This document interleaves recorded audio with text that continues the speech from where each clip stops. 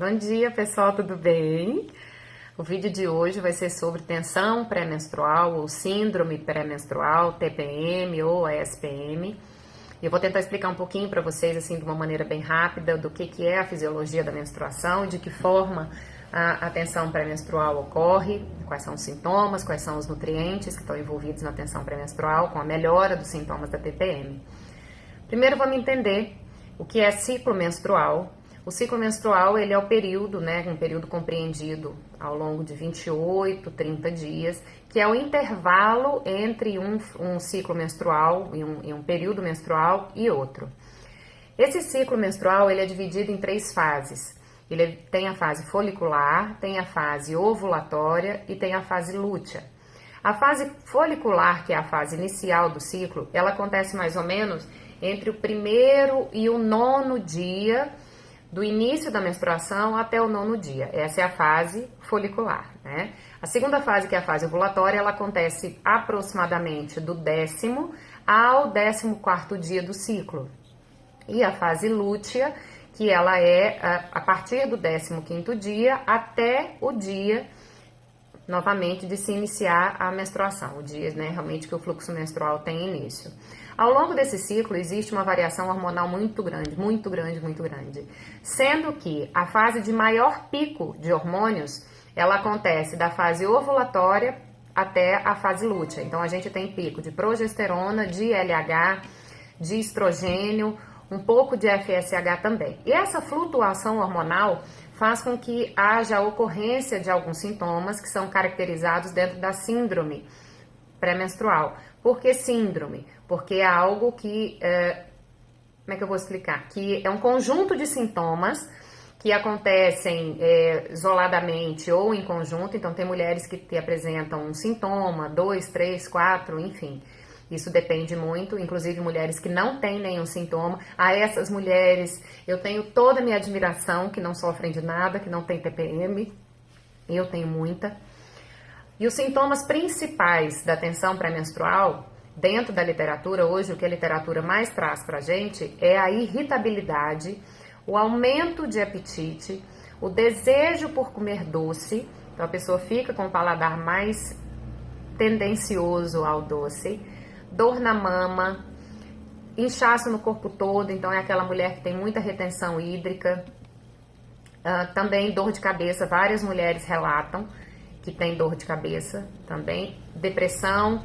De maneira geral, em relação ao humor, é um período em que a mulher apresenta uma alteração de humor muito acentuada.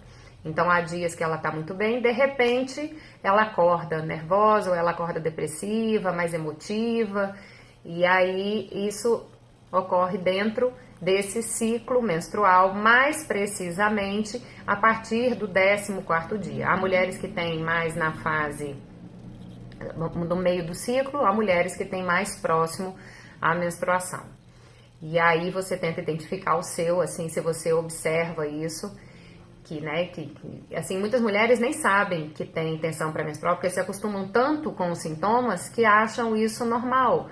E assim, a primeira coisa já que eu posso lhe dizer, não se acostume com esses sintomas, porque isso não é normal. Não é normal ter alteração de humor, não é normal você ter esse período de inchaço, de edema. Então, tudo que a gente puder fazer para melhorar a ocorrência desses sintomas, ele deve ser feito. E a nutrição tem papel fundamental nisso, em relação principalmente a 4 nutrientes, que é o ferro, o magnésio, a vitamina B6 e o ômega 3.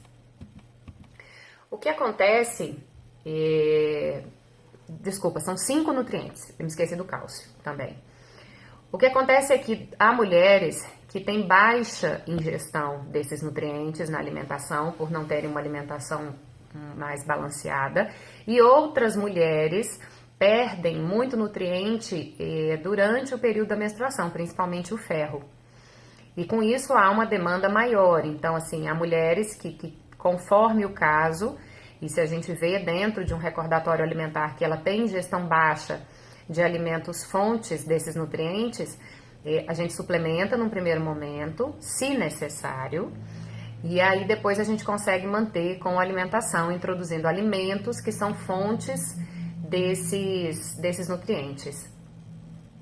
O que é importante saber? A vitamina B6, ela melhora muitos sintomas de ansiedade, de irritabilidade, da retenção de líquidos, porque a vitamina B6, ela é cofator de neurotransmissores. Então, assim, de maneira simples para tentar entender. Então, tudo aquilo que demanda da parte nervosa, emocional, a vitamina B6, ela é parte da transmissão desses impulsos, né? Os impulsos emitidos pelos neurotransmissores. Então, se a gente tem quantidade adequada de vitamina B6, muito mais provavelmente eu vou ter a manifestação desse sintoma um pouco mais acentuada. Em relação ao cálcio, ele ajuda muito também na questão da alteração de humor, da irritabilidade, além de diminuir a dor de cabeça e dores no corpo, inchaços também pelo fato dele ser cofator, né? Ele está muito relacionado a outras enzimas. O ferro, ele é muito importante porque ele é um cofator, ele dentro da etapa de produção da serotonina, que é o hormônio do bem-estar, o ferro ele é fundamental, porque ele está dentro da reação que converte o triptofano em 5-hidroxitriptofano e aí sim vem a serotonina. Então, se eu não tiver o ferro lá na primeira etapa, lá atrás, eu não vou chegar numa produção adequada de serotonina. Com isso, o bem-estar, e se a gente está falando de bem-estar, a gente está falando de irritabilidade, né? Que é muito importante. Em relação ao magnésio, ele está muito relacionado ao relaxamento da contração muscular. Então, ele age muito nas cólicas, que tem muita mulher que sofre de cólica, e aí também relacionado à melhora de humor e à retenção de líquidos. O ômega 3, que muita gente já conhece e faz uso, ele é um anti-inflamatório natural, ele age, além de agir na membrana celular, ele é precursor, ele está na linha de produção, vamos dizer assim, nas prostaglandinas que são envolvidas no processo inflamatório. Então, ele ajuda na melhora da produção de uma prostaglandina que é anti-inflamatória. Eu tô falando tudo bem simples, assim, para vocês entenderem, tá? Eu não tô entrando, assim, lá na parte bioquímica, não. Então, mas que vocês tenham noção. E, assim, o que vale agora, a dica, é que você tenha a ingestão de alimentos fontes desses nutrientes, né? Que se você não souber, consulte um nutricionista para que ele te oriente da melhor maneira. E se você tem TPM, enfim, não sabe que tem, não subestime os sintomas. Tem mulheres que são diagnosticadas com transtorno bipolar justamente pela falta de conhecimento que muitos sintomas podem ser tão acentuados.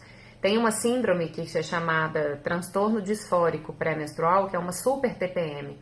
Por isso que muitas mulheres são diagnosticadas equivocadamente. No mais, eu espero que você tenha gostado desse vídeo. E se tiver alguma dúvida, manda mensagem, tá bom? Beijo, bom dia, obrigada!